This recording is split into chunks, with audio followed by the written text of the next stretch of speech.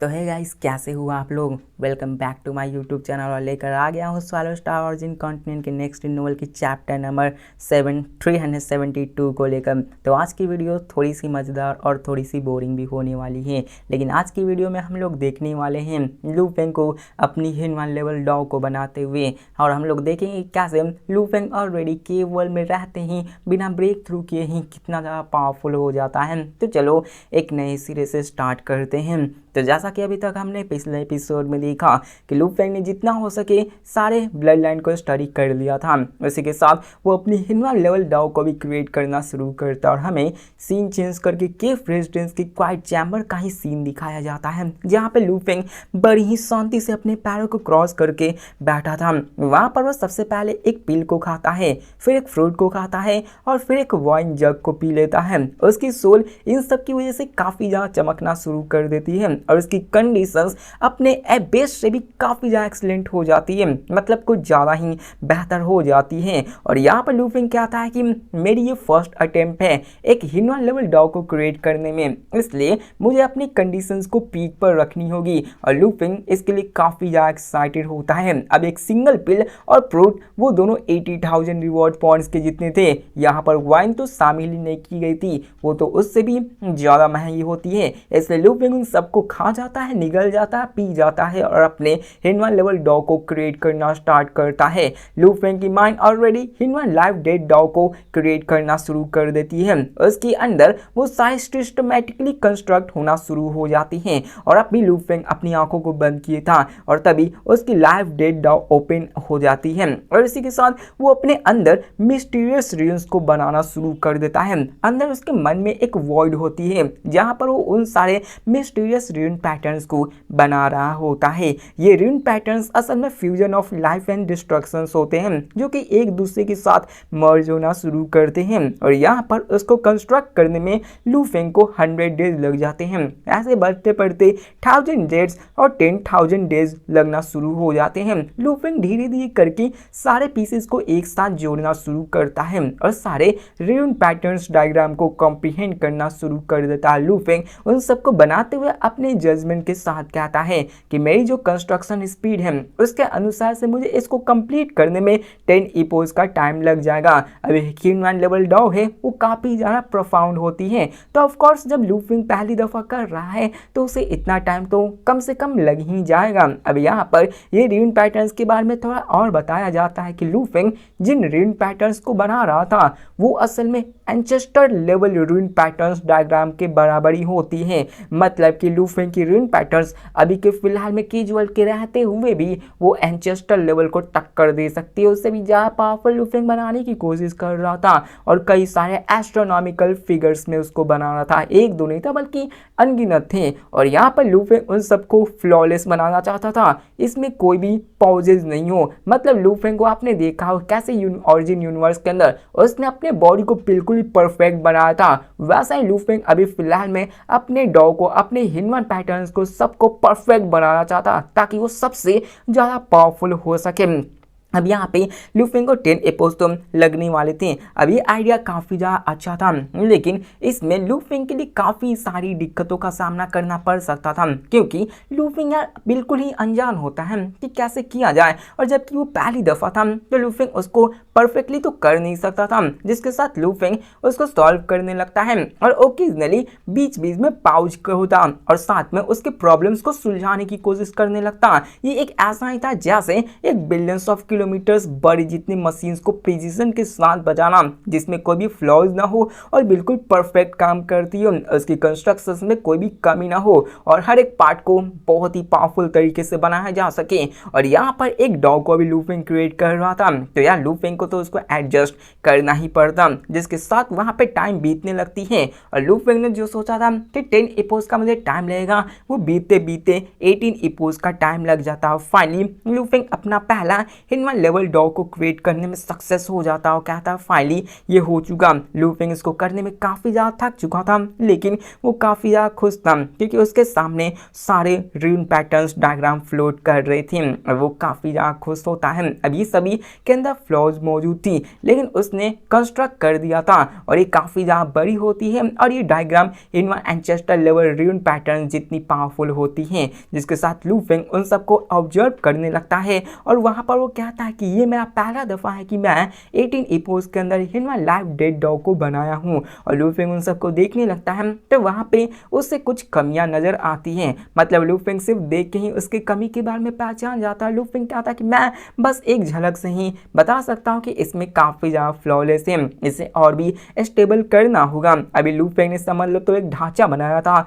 उसके अंदर के पूरी तरह से फ्लॉलेस को हटाया नहीं था, इसलिए लू फेंग ने सबके बारे में बात कर रहा था। अब लू फेंग कहता है कि मैंने इस लेसन से काफ़ी सारी चीज़ें सीखी हैं और लू फेंग कुछ और भी नहीं कर सकता, वो बस सेटिस्फाइड होता है कि पहला दफ़ा था तो इतना होता है। लेकिन जबकि लू फेंग ने पहली दफ़ा कर लिया था, उसने अपने मिस्टेक्स को पता लगा लिया था, तो लू फेंग कहता कि मैं जब सेकंड अटेम्प्ट करूंगा तो मुझे काफ़ी ज़्यादा कॉन्फिडेंट महसूस होगा क्योंकि मैंने ऑलरेडी ये पहली चीज़ कर रखी है, I have done this before. जिसके साथ लू फेंग कहता कि चलो पहले इसको टेस्ट करते हैं कि आखिरकार इसकी पावर्स क्या हैं। तो इसलिए वो सबसे पहले अपने एक क्लोन को बनाता है जिसमें कि वो सारे रून पैटर्न्स डायग्राम मौजूद होते हैं और उन्हीं फाउंडेशंस की मदद से वो बनाता है। और जैसे ही लू फेंग उन सबको यूज़ करके अपने एक क्लोन को कंस्ट्रक्ट करता है तो वहाँ पे क्लोन बन जाती है। अब लू फेंग ने क्लोन इसलिए बनाई थी ताकि लू फेंग उस क्लोन को देखकर ये पता लगा सके कि उसमें कौन कौन से फ्लॉज हैं और क्या क्या उसमें सही की जा सकती है और उसके बॉडी पावर कितने हैं और उसके बॉडी डिजाइन में कौन कौन सी वीकनेस मौजूद हो सकते हैं। जिसके साथ लू फेंग यहाँ पे करने लगता है। अब यहाँ पे जो एनर्जी मौजूद थी केव रेजिडेंस चैम्बर में वो इन्फिनाइट थी और यहाँ पर जितने भी केज वर्ल्ड के अंदर ट्रैप हुए बंदे के लिए तो इन्फिनाइट होती ही है। और लू फेंग अपने सिंगल थॉट से बहुत ज़्यादा एनर्जी को यूज़ करके एक फिजिकल फॉर्म को कंडेंस करता है। और जब लू फेंग अपनी फिजिकल फॉर्म को कंडेंस करता है ना तो उसकी जो बॉडी रिजर्व पहले 1.5 बिलियन ही थी, इतनी ही थी ना जो कि इसकी फुल बॉडी कैपेसिटी थी, तो वो बढ़कर 15 बिलियन टाइम्स हो जाती है। मतलब पहले के मुकाबले 10 गुना तक बढ़ चुकी होती है और इसके ट्रू फॉर्म्स को बहुत ज़्यादा सरपास कर देती है। लेकिन बताया जाता है कि यहाँ पर ये बॉडी कुछ ज़्यादा ही बड़ी हो जाती है, इसी वजह से वो परफेक्टली कंट्रोल भी नहीं कर पाता है और वो वहाँ पे कई सारे ब्लड गवर्नमेंट्स में ट्रांसफॉर्म हो जाते हैं।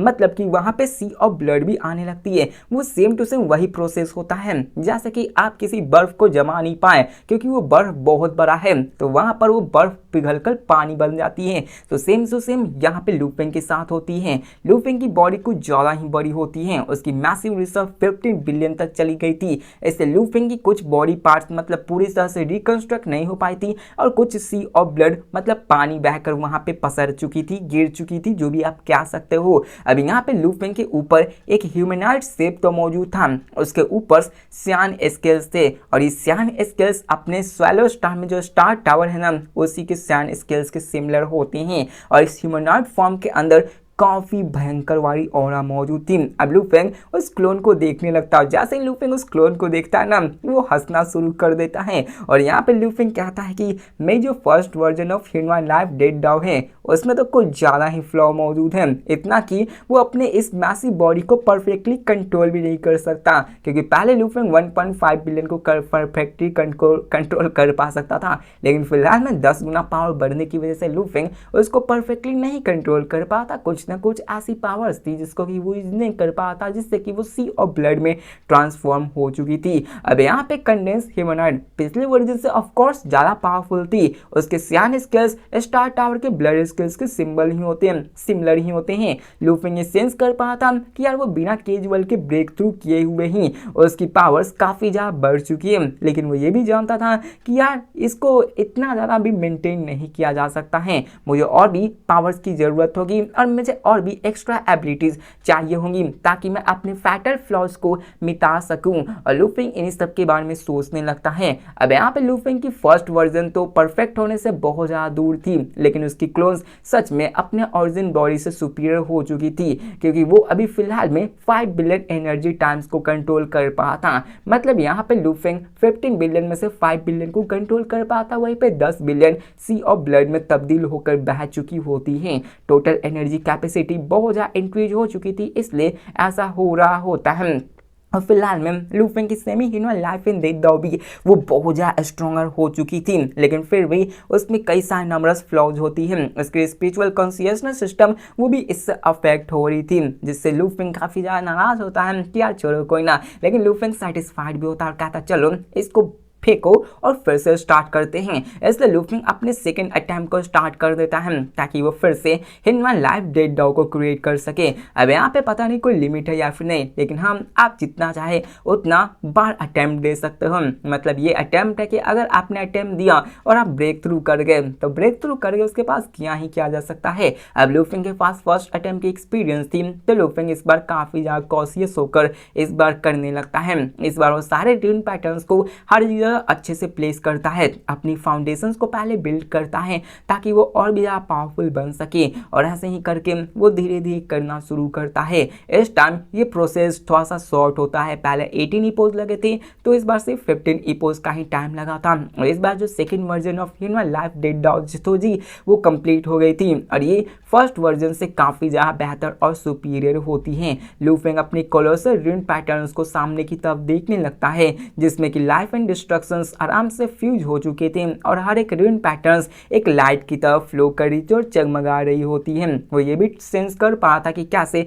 उसके अंदर एक सुप्रीम ट्रांसेंडेंट पावर की ट्रेस मौजूद है, और लूफिंग वहाँ पे उसको फिर से कंट्रोल करने लगता है। और वहाँ पे जैसे लूफिंग उसको कंट्रोल करता है तो लूफिंग के माइंड के अंदर ये फील आती है कि यार लूफिंग के पास हाईएस्ट लेवल ऑफ पावर आ चुकी है, लेकिन फिर भी अभी के फिलहाल वो उससे काफ़ी ज़्यादा दूर है। और लूफिंग बड़बड़ाते हुए कहता है कि बस थोड़ा सा और। मतलब लूफिंग को ये फील हुआ कि वो उस सितारे के पास आ चुका है, लेकिन वो उस सितारे के पास पहुंच नहीं पाया। मतलब वो बस थोड़ा सा ही दूर है, जो कि सच में काफ़ी ज़्यादा दूर होती है। अब यहाँ पे लूफिंग इन सब के बारे में सोचने लगता है। अब जो इस बार की रून पैटर्न्स थी वो already highest ultimate level of powers के पास आ चुकी थी, और लूफिंग इस चीज़ को जानकर काफ़ी ज़्यादा सरप्राइज हो जाता है, क्योंकि सेकेंड अटेम्प्ट में ही उसने बहुत ज़्यादा मैसिव बैक स्लैश कर दिया था। मतलब उसने काफ़ी ज़्यादा ऊंचाई तक चला गया होता है, और इस सेकेंड वर्जन रून पैटर्न्स बहुत बड़ी भी बन चुकी थी, और उसमें लूफिंग बस अपनी झलक से कोई भी पैटर्न्स में अंदर फ्लॉज नहीं देख पा था।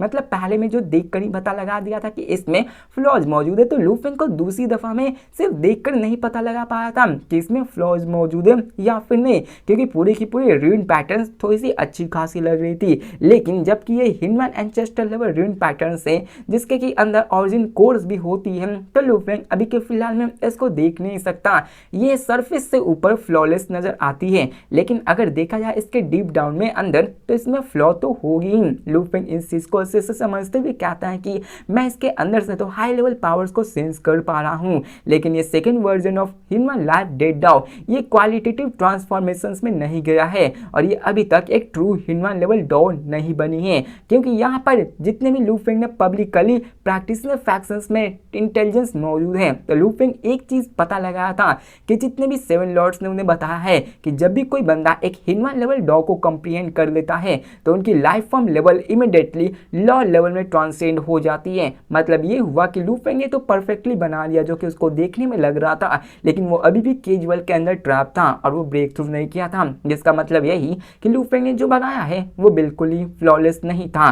उसमें कोई ना कोई चीज कमी थी जिसकी वजह से लूफिंग ब्रेक थ्रू कर ही नहीं पाया था। लूफिंग क्या था कि मैं अभी तक ब्रेक थ्रू नहीं किया हूँ, मैं केजुअल से आजाद नहीं हुआ है। ये प्रूव करता है कि ये वर्जन भी एक फेलियर साबित होता है। चाहे मैं कितना ही क्लोज क्यों ना जाऊँ सक्सेस के, ये फिर भी फेलियर ही होगा, मतलब लू फेंग को बिल्कुल ही परफेक्ट करना ही होगा। जिसके साथ लू फेंग फिर से अपने दूसरे क्लोन को बनाता है और वहां पर एक और नया क्लोन बनता है। अब ये क्लोन एक बहुत ही बड़ी बनती है और इसके ऊपर ब्लड कलर स्केल्स आना शुरू हो जाती हैं और जो ब्लड कलर स्केल्स थे ना वो 80 से 90% स्टार टावर के ब्लड स्केल्स को ही दर्शाती थी और उसके अंदर से बहुत ही ओवरवेलमिंग प्रेशर महसूस निकल रही थी, प्रेशर महसूस हो रही थी। और तभी जैसे लू फेंग की वहां पे क्लोन बनती है ना, बूम, वहां पे नेचुरल एक डोमेन क्रिएट हो जाती है। मतलब लू फेंग की अपनी खुद की क्लोन बनाने की वजह से एक डोमेन क्रिएट हो जाती है जो इतनी पावरफुल होती है कि लू फेंग की ओरिजिनल बॉडी तक को सप्रेस करना शुरू कर देती है। मतलब लू फेंग की खुद की पावर्स अपने को ही सप्रेस करना शुरू कर देती है। अब पिछला बार जो 15 बिलियन थी, इस बार नई क्लोन में 19.1 बिलियन टाइम्स एनर्जी रिजर्व हो जाती है, जो कि पहले से भी काफी बढ़ गई होती है। और इस बार लू फेंग उसको परफेक्टली कंट्रोल कर पाता, मतलब लू फेंग पहले इसको 5 बिलियन कंट्रोल कर पाता, लेकिन इस बार वो परफेक्टली कंट्रोल कर पाता, वो भी 19.1 बिलियन टाइम्स के साथ। और पता चलता है कि उसके स्पिरिचुअल विल कॉन्शियसनेस सिस्टम हर एक क्लोन के इंच को गवर्न कर पा रही थी। वो उसके हर एक पावर्स को हर एक विल पावर्स को कंट्रोल और उसको यूज कर पा रही थी। और लू फेंग इस चीज को देखकर हैरान हो जाता है कि मैं इस अकेले क्लोन की वजह से मेरे spiritual will powers already world level human threshold के ऊपर जा चुकी हैं। मतलब वो पहले ह्यूमन लेवल थी, हाई लेवल, लेकिन इस बार उसकी spiritual will power world level human level तक चली गई होती है। और इस सेकेंड वर्जन पहले के मुकाबले कुछ ज़्यादा ही एडवांस हो चुकी थी। लू फेंग की टेरिफाइंग एनर्जी रिजर्व्स, उसकी स्पिरिचुअल विल पावर्स, उसकी सारी कॉन्शियसनेस को ज़्यादा ही क्वालिटेटिव ट्रांसफॉर्मेशन कर जाती है। और जो लू फेंग की स्पीड ऑफ थॉट होती है वर्ल्ड लेवल पे जाने के बाद बहुत ज़्यादा बढ़ जाती है, मतलब बहुत ही ज़्यादा बढ़ जाती है। और हमें पता चलता है कि वो पहले के मुकाबले एक बार नहीं, 100 बार नहीं, 1000, 10,000, लाख बार नहीं, मतलब millions of times, hundreds of millions of times तक बढ़ जाती है। जिसके बाद लू फेंग अपनी ही बॉडी के ऊपर ब्लड कलर स्केल्स को देखना शुरू करता है जो कि इनडिस्ट्रक्टिबल लग रहे होते हैं और उससे लू फेंग एक ब्लेड भी बना देता है। और लू फेंग अपने ही बॉडी से बने हुए अपने ही ब्लेड को पकड़ता है और लू फेंग वहाँ पे अपने ब्लेड को पकड़ कर वहाँ पे सिर्फ स्वंग करता है तो उसकी वजह से स्पेस में दरारें आ जाती, वो कट जाती फटलिस्टली। मतलब कहते ना कि वो यार इतना धारदार चाकू है कि जो भी रास्ते में आए वो कट जाती। लू फेंग बड़ी आसानी से स्पेस को ऐसे काटा जैसे मक्खन थी और लू फेंग अपने ही बॉडी को एक ब्लेड के रूप में ट्रांसफॉर्म कर पाए। मतलब देख रहे हो लू फेंग खुद ही एक बहुत ही डिस्ट्रक्टिव वेपन की जैसा बन चुका था। लू फेंग कंक्लूड करता है कि मैं अभी तक केजुअल से जंप भी नहीं किया हूँ, लेकिन मेरी क्लोन की ये पावर एक high level human life forms के बराबर है। मतलब ऐसा कहा जाता था कि कोई भी केजुअल के अंदर एक true high level human life form को हरा ही नहीं सकता, लेकिन लू फेंग ने ये गलत साबित कर दिया क्योंकि लू फेंग की पावर्स इतनी ज्यादा हो चुकी थी कि वो high level human life form तक को हरा सकती थी बिना केजुअल से फ्री हुए। जिसके साथ लू फेंग कहता है कि मेरी second version of high level human life form मतलब ह्यूमन लाइफ डेड डॉग वो सच में काफ़ी ज़्यादा सक्सेस के क्लोज आ चुकी है। मैं केजुअल के अंदर ही हूँ, लेकिन मेरी दोनों साइज एंड पावर्स वो एक true level high level human life forms के जितनी हो चुकी है, जो कि काफ़ी ज़्यादा टेरिफाइंग है। लेकिन लू फेंग यहाँ पे सडनली रियलाइज करता है कि उसकी ओरिजिनल प्लान में तो उसकी बात ही कुछ और थी। उसने प्लान बनाया था कि वो अपने एनर्जी सोर्स में ऑरिजिन कोर्स को काउंटलेस ऑरिजिन कोर्स को डालेगा, लेकिन लू फेंग ने अभी तक एक भी सिंगल ऑरिजिन कोर को मैनिफेस्ट किया नहीं। मतलब लू फेंग बस अपने अंदर र्यून पैटर्न्स को बनाने में लगा था, उसने अपने अंदर किसी भी ऑरिजिन कोर्स को गवर्न ही नहीं किया, उसको बनाया ही नहीं ताकि वो अपने इंटरनल एनर्जी सोर्सेज को इंक्रीज कर सके। लू फेंग कहता कि मुझे अब समझ में आया, मैंने फ्लॉलेस के चक्कर में वहां पर लाइफ एंड डिस्ट्रक्शन के एस्पेक्ट को ही वीकेंड कर दिया। बस मैं सोच रहा था कि मैं फ्लॉलेस बना दूंगा तो ब्रेक थ्रू करके मैं पावरफुल हो जाऊंगा, लेकिन लू फेंग ने इस पे लाइफ एंड डिस्ट्रक्शंस का ध्यान ही नहीं दिया।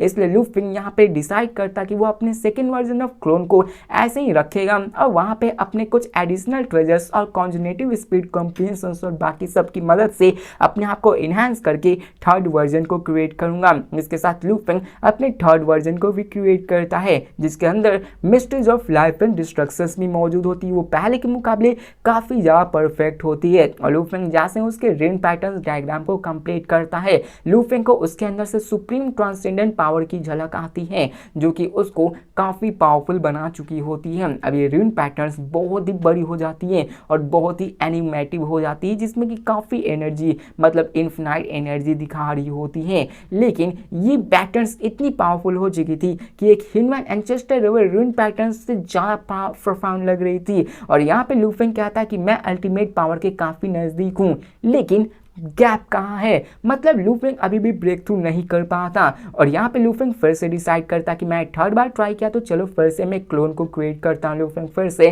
केव रेजिडेंस के एनर्जी को यूज़ करता है और अपने लिए एक फिर से क्लोन को बनाता है। उसकी थर्ड क्लोन बनती है और थोड़ी देर बाद ही वहाँ पे लू फेंग अपने आप को खड़ा पाता है और लू फेंग की इस बार एनर्जी रिजर्व 19.1 बिलियन से बढ़कर 30 बिलियन टाइम्स तक चली जाती हैं, जो कि काफ़ी बड़ी होती है। और यहाँ पे लू फेंग की फाइटिंग कैपेबिलिटीज़ और माइट काफ़ी बढ़ जाती है। और यहाँ पे लू फेंग क्या आता है कि ये 3 ऑरिजिन कोर्स के अंदर ही आती है और हर एक कोर्स में देखा जाए तो हर एक core 100 billion times energy reserves को रखने की काबिलियत है। मेरी मेंटल प्रोसेसिंग स्पीड 10 टाइम्स ज़्यादा हो चुकी है सेकेंड वर्जन से, मतलब 100 मिलियन थी तो इस बार 1000 मिलियन मतलब 1 बिलियन टाइम्स हो चुकी होती है। लू फेंग की जो स्पिरिचुअल विल पावर्स होती है वो भी आगे बढ़कर एक standard world level human tyre पे चली जाती है। मतलब पहले सिर्फ वर्ल्ड लेवल टायर के निचले तक थी, लेकिन वो अब और ऊपर तक आ चुकी थी। लू फेंग की जो फिजिकल बॉडी थी वो इनडिस्ट्रक्टिबल हो चुकी थी। लू फेंग खुद महसूस कर पाता कि वो एक लिविंग वेपन बन चुका है जिसकी बोन्स ऑफ फ्लेश एक ब्लड स्किल्स की प्रॉपर्टीज को पार्शियली ले चुकी है। और बस लू फेंग कहता है कि बस थोड़ा सा और छोटी सी चीज़ और मैं परफेक्ट हो जाऊंगा। अगर मेरी पूरी बॉडीज के अंदर मिरर्स ऑफ ब्लड स्किल्स आ जाएंगे तो मैं एक ट्रू इमॉर्टैलिटी को हासिल कर दूंगा। मतलब आप लोग तो ये जानते ही होंगे कि कैसे लू फेंग का जो स्टार टावर के अंदर जो ब्लड स्किल्स जिस ancestor level human level monster से बना है उसकी स्किल्स आज तक डिस्ट्रॉय नहीं की जा सकी है, चाहे लॉर्ड्स कितना ही कोशिश क्यों न कर ले। अगर लू फेंग की पूरी बॉडी उन्हीं स्किल्स से बनी तो बताओ लू फेंग को कौन ही मार पाएगा, मतलब लू फेंग को कौन ही हरा सकता है, उसको डैमेज भी नहीं दे पाएगा तो उसको मार कौन सकता है। तो लू फेंग एक ट्रूली इमॉर्टल बीइंग बन जाएगा। और मोस्ट टेरिफाइंग चीज़ तो ये हो जाएगी कि लू फेंग किसी भी वक्त अपने फ्लेश अपने बोन्स को यूज़ करके एक टेरिफाइंग वेपन्स की तरह यूज़ कर सकता है, जो कि कमज़ोर भी नहीं है, सबसे टेरिफाइंग वेपन्स भी होगी। लू फेंग को सेंस होता है कि वो बस अपने ह्यूमन लाइफ डेट डाउट से बस एक फाइनल स्टेप दूर है और वो 8 लॉर्ड बन सकता है। अब इस पॉइंट पे लू फेंग की पूरी बॉडी स्टार टावर के ब्लड स्किल से बन चुकी थी और उसकी पूरी बॉडी एक एनिहिलेटिंग के पावर जैसे बन चुकी थी, एक अनस्टॉपेबल हो चुकी थी। अब लू फेंग क्या था कि मुझे बस अपने डिस्ट्रक्शन एस्पेक्ट्स को और बढ़ाना होगा ताकि मैं और भी टेरिफाइंग हो जाऊँ। लेकिन यहाँ पे लू फेंग इन सबको सोच रहा था, लेकिन तभी लू फेंग को एक सडन रियलाइजेशन होता है और मानो उससे एक बहुत बड़ा झटका लगता है और वो कहता है नहीं ऐसा नहीं हो सकता। और वहाँ पर लू फेंग को एहसास होता है कि लू फेंग तो एक डॉग प्रैक्टिशनर है और यहाँ पे लू फेंग एक डॉग प्रैक्टिशनर है तो उसके लिए ब्लड लाइन करप्शंस और मेमोरी पॉल्यूशंस बिल्कुल ही खत्म हो चुकी थी और उससे सारे मिस्टेक्स ध्यान से नजर आते थे। और लू फेंग यहाँ पे कहता है कि जब से मैंने सेकेंड वर्जन क्रिएट किया है मैं फिर से फ्लॉलेसनेस की जरा चला गया। मैं यहाँ पे फोर्स करने लगा कि मैं अपने लाइफ एंड डिस्ट्रक्शंस को बिल्कुल परफेक्ट करूँ। मतलब लू फेंग जब थर्ड वर्जन क्रिएट करता है तो लू फेंग उसमें अपने लाइफ एंड डिस्ट्रक्शंस को परफेक्टली बैलेंस करने की कोशिश करने लगता है, लेकिन वही वो जगह होती है जहाँ पे लू फेंग गलत रास्ते पे जा रहा होता है। लू फेंग कहता है कि मैं तो यहाँ पे लाइफ एंड डेथ को बैलेंस करने पे ऑब्सेस हो चुका हूँ, इसलिए मुझे यहाँ पर सिर्फ 3 ऑरिजिन कोर्स ही मिले। मतलब लू फेंग के जो 3 ऑरिजिन कोर्स थे तो आपने देखा कि कैसे हर एक ऑरिजिन कोर्स के अंदर 100 मिलियन मतलब 100 बिलियन एनर्जी रिजर्व कंजर्व हो सकती हैं। तो यहाँ पे लू फेंग क्या आता है कि यार ये तो मेरी सबसे वर्स्ट डिसीजन थी, क्योंकि यहाँ पे लू फेंग ने उसको बैलेंस करने के लिए अपने डिस्ट्रक्शन एस्पेक्ट्स को डोमिनेट बना दिया, जिसकी वजह से उसकी ब्लड स्किल्स बनना शुरू हो गई थी। लेकिन असल में लू फेंग तो अपने लिए डोमिनेंट में डिस्ट्रक्शंस को नहीं बल्कि लाइफ को रखना चाहता था। वो अपने ऊपर लाइफ को हावी होना देना चाहता था ताकि वो एक ट्रू इमॉर्टैलिटी को हासिल कर ले। लेकिन ट्रुथ तो ये थी कि लू फेंग अभी लॉर्ड नहीं बन सकता। मतलब लू फेंग अभी गलत रास्ते पे चल रहा था। लू फेंग को चलना चाहिए था अपनी लाइफ डॉग को और आगे लेकर, लेकिन वो डिस्ट्रक्शंस को आगे लेकर चल रहा होता है। लूफिंग कहता है जबकि मेरी फाउंडेशंस एक semi human life dead dog की है, तो मेरी ओरिजिनल लाइफ डोमिनेंट होनी चाहिए, जिसकी वजह से मैं पूरी इसे पावरफुल बना सकूं, लेकिन मैं तो इसको बैलेंस कर रहा हूं। अब यहाँ पर लूफिंग कहता है कि मुझे महसूस हो रहा कि मैं बस एक कदम दूर हूं, लेकिन ये इल्यूजन से दूर नहीं है, मतलब ये इल्यूजन ही है जो कि मुझे लग रही है। मतलब आप लोग कभी यहाँ पे गेस करना, आप लोग सिटी में रहते होंगे तो आपको लगता होगा कि वो टॉल सा बिल्डिंग में कुछ ज़्यादा ही नज़दीक है, लेकिन जब आप उसके पास जाने लगोगे तो आपको एहसास होगा कि नहीं, वो कुछ ज़्यादा ही दूर है। मतलब ऐसा मेरे साथ भी हुआ है, मुझे भी ऐसा ही लगता था कि यार वो कुछ ज़्यादा ही पास है, लेकिन वो कुछ ज़्यादा ही दूर होता है, दूर से देखने में ऐसा लगता है। तो लूफिंग को भी सेम टू सेम ऐसा एहसास हुआ था, उसे लग रहा था कि वो सितारे के पास जा चुका है, लेकिन असल में लूफिंग अभी काफ़ी ज़्यादा दूर होता है। और लूफिंग कहता है कि मेरी डाउ, ये मुझे लाइफ एंड डेड डाउ को बैलेंस नहीं करना है, बल्कि मुझे अपने ऊपर लाइफ को हावी बनाना है। तो इसी के साथ ये एपिसोड खत्म होती है। तो मिलते हैं नेक्स्ट वीडियो में और देखते हैं कि लूफिंग आगे क्या करता है, और लूफिंग कैसे अपने लाइफ डाउ को कैसे हावी करता है, और लूफिंग बाकी सबको कैसे करता है, लूफिंग कब ब्रेक थ्रू करेगा, बस इंतजार इसी का, क्योंकि उसी के बाद तो तबाही होगी और लूफिंग की हमें रॉ पावर्स देखने को मिलेगी। तो मिलते हैं नेक्स्ट वीडियो में, तब तक के लिए बाय।